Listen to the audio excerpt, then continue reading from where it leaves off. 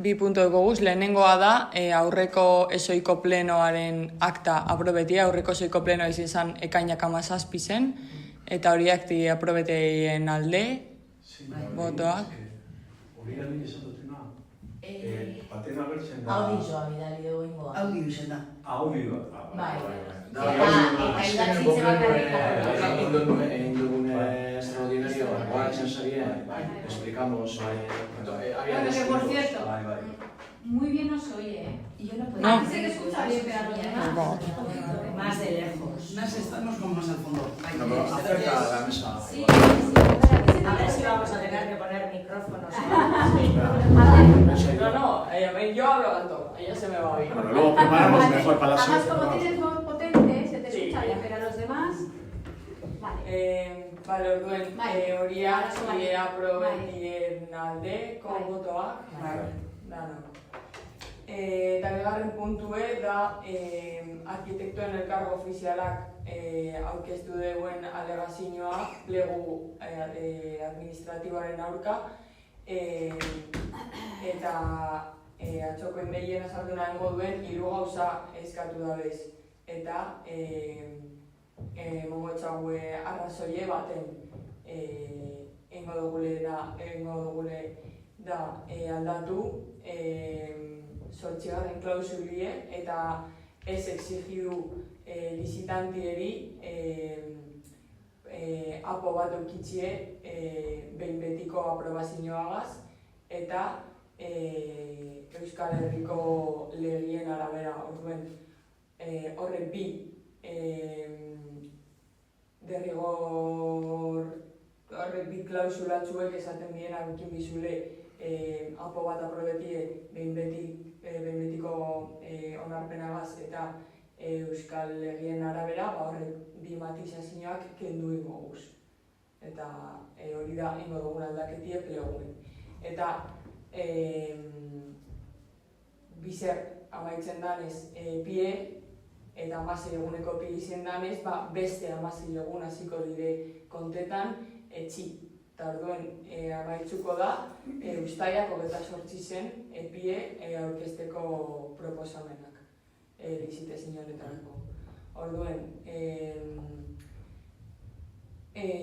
pliego administratiboaren BB puntoko, sortzigarren klausulako BB puntoa aldatzearen aldeko botoak. Bai, Lucia, eske nahi dut, goze klaru dauz. Bai.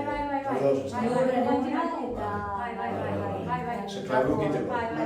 Hiru alegazio egon dire, bi alegazio ez dugu onartuko, Ez dugu zela onartzen baleza. Bai. Bueno, bai, hori azaldu zu, nimero eta esango zu. Ez dugu zela onartzen dire lehenengoa, guk eskatzen dugule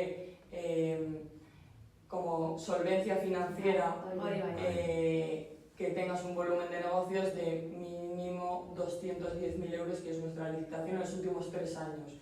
Eurek esaten dabe, no, quiero sustituir esto por un seguro de responsabilidad civil. Eta horreri guk ez dutxago emongo arrazoie, ze azkenien hay aves la veda a que se presente uno que ha creado ayer una sociedad y que no tiene volumen de negocio. Eta orduen horreri ez dutxagu arrazoi emongo. Bigarrenari bai, hau dala, que un requisito para presentarse era tener un plan general aprobado definitivamente en base a la ley de suelo vasca y entonces ahora lo que hacemos es decir que tengas un plan general aprobado provisionalmente y quitando el matiz de la ley de suelo vasca.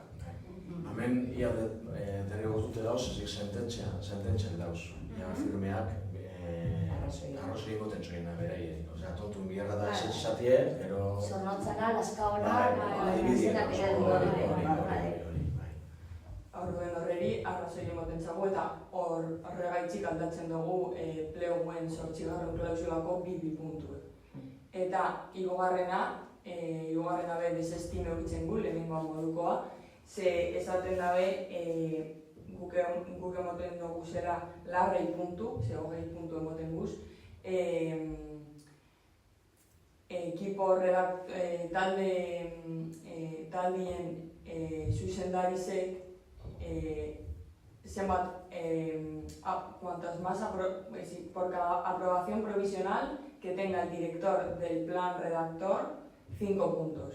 Entonces, si tienes 4, si el director del redactor del plan, si el director del grupo redactor tiene 4 aprobaciones provisionales, pues consigue 20 puntos, 5, 5, 5 y 5. Y los de los arquitectos han dicho que es la rey, hogei puntu horri emotie. Eta nos basamos en que de alguna manera hay que valorar la calidad del equipo y en este caso la mejor forma de valorar la calidad es pues cuántos trabajos hayas trabajado y cuántos de ellos tienen la aprobación provisional. Entonces ahí no vamos a bajar. Acreditar trabajos anteriores. Entonces ahí consideramos que está más que justificado dar 20 puntos, que tampoco es tanto. O sea, la experiencia, vamos a decir. Eso es. De que el director haya participado en 4 aprobaciones provisionales y eso lo mantenemos igual. Vale. Y luego eso ya os comentamos ahí también, Lucía, el apremio era porque teníamos 2 opciones. Una, o lo dejábamos, claro, se acaba mañana, es a las 2, Sí, ¿no? mañana a las 2 termina el el plazo plazo para licitar. Entonces, si hacemos un pleno extraordinario y aprobamos esa modificación en los pliegos, o sea, sigue el mismo proceso.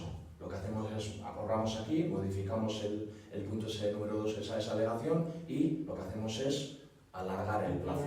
De la otra manera, si lo dejamos para más tarde, podríamos haber hecho mañana a la tarde, pero claro, ya estábamos fuera de plazo. Entonces ya todo esto cae abajo y tenemos que empezar de cero. Entonces Hay que tendremos volver ir a septiembre. publicar pliegos.